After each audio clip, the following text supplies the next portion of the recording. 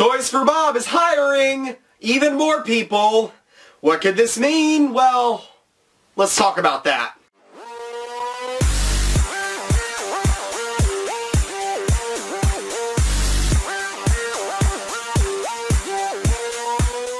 Hey there guys, PortalMaster9351 here, and in today's video I have some really interesting news to share with you guys that Toys for Bob is once again hiring even more people. This is like the third or fourth video I've made on the fact that Toys for Bob is hiring, and I feel like I'm getting a little redundant at this point, but they're hiring a lot of people, okay? And they're hiring for different jobs. There's a lot of different things they're hiring for, and they're making something. They're obviously making something. They're a game developer. Of course they're making something, but like, y'all, they're giving out a little bit of details on what they're actually making. So this isn't like my last video where I said Toys for Bob is hiring, where I'm going to go into extreme detail on, like, I did all this investigating on their thing and I have determined that there can only be one of 5 things that they're making. No, that's not what this video is going to be. But I did want to share with you guys some of the new things that have been posted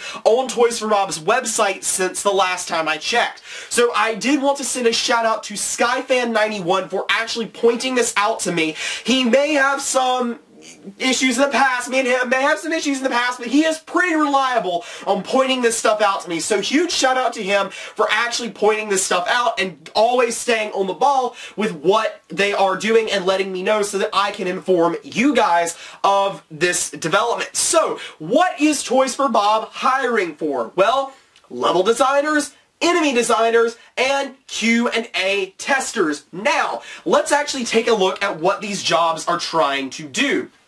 So, first up, the level designer. There has been a listing on there for a while for a senior level designer, but now it looks like they're once again hiring a level designer, whatever the difference is there. So, that's a little bit new, and there's a little bit of information we can gain from there, and it's basically just that they're looking for people with experience shipping console games. I know in the past it's been saying that they're looking for people familiar with PC platforms, but they keep reiterating that they are looking for people with console games, and I'll get to this a little bit more when I talk about the Q&A tester, but it is actually pretty interesting that they do keep saying console games and not a PC and console game.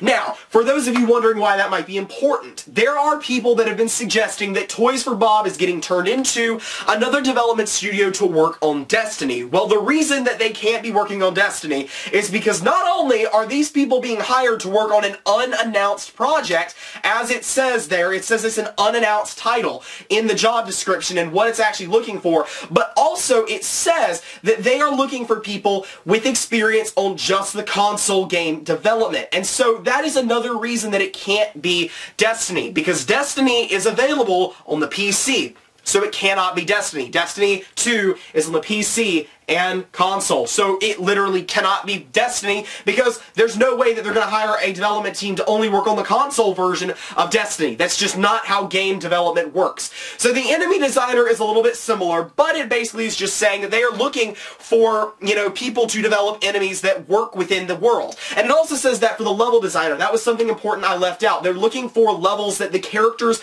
within the title can interact with and create like a unique flavor. And honestly, that is something very Skylanders-y right there. I mean, I know obviously a lot of games have a lot of levels that they want, you know, the characters in the game to interact with, but I will say it's interesting that they say characters. I know that a lot of games have multiple playable characters that you can have, but I definitely think, when I think characters interacting with a world, that just immediately puts in my head an image of various Swap Force characters, you know, going through the movement zones of Swap Force. That's immediately what that puts in my head, and so I can't help but think that that could potentially be a reference to saying we want fun and interactive levels in our new Skylanders title. I can't help but think that. You know, maybe that's just me going crazy, but that is kind of what image that puts into my head. Now, the biggest thing here is actually the Q&A tester. This is the new listing, and this, for me, is the listing that says the most about the thing.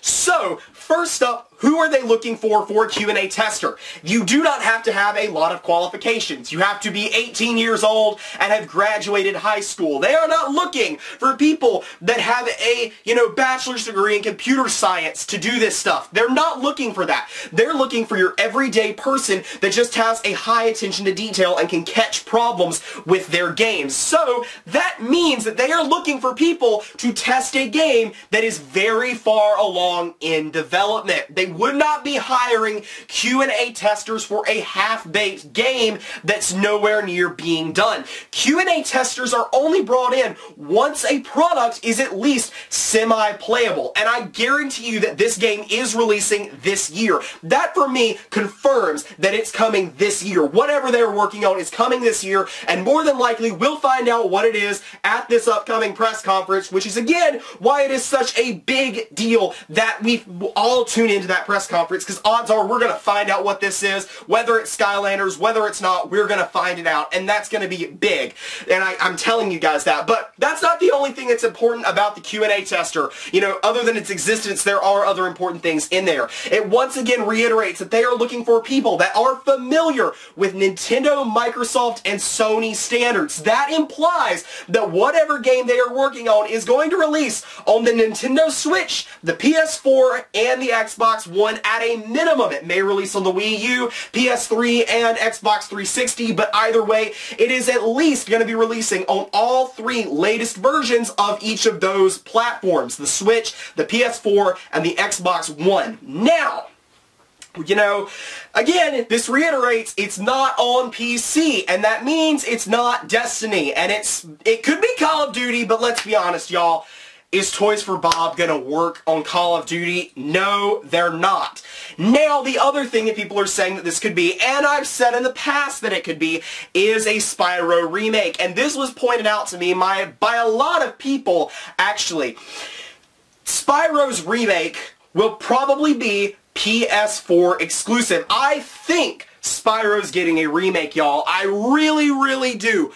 But that being said, it probably will be PS4 exclusive, just like the Crash remake was, because, not only would it be following, again, in the precedent of the Crash remaster, but also it would be more traditional because Spyro has always been released, or at least the classic Spyro games were always released on the PS4. Now, don't get me wrong, this totally could be a Spyro remaster, but again, I don't think it is, because I do genuinely think that it will be a PS4 exclusive. But again, like I did say, The Legend of Spyro's trilogy was released on a lot of different platforms, not just PlayStation. So, it might not be a Spyro remaster, or it could be. I honestly don't know, y'all. But whatever it is, it's coming out this year, and we're probably going to find out what it is at the event, at the press conference that's coming up in February.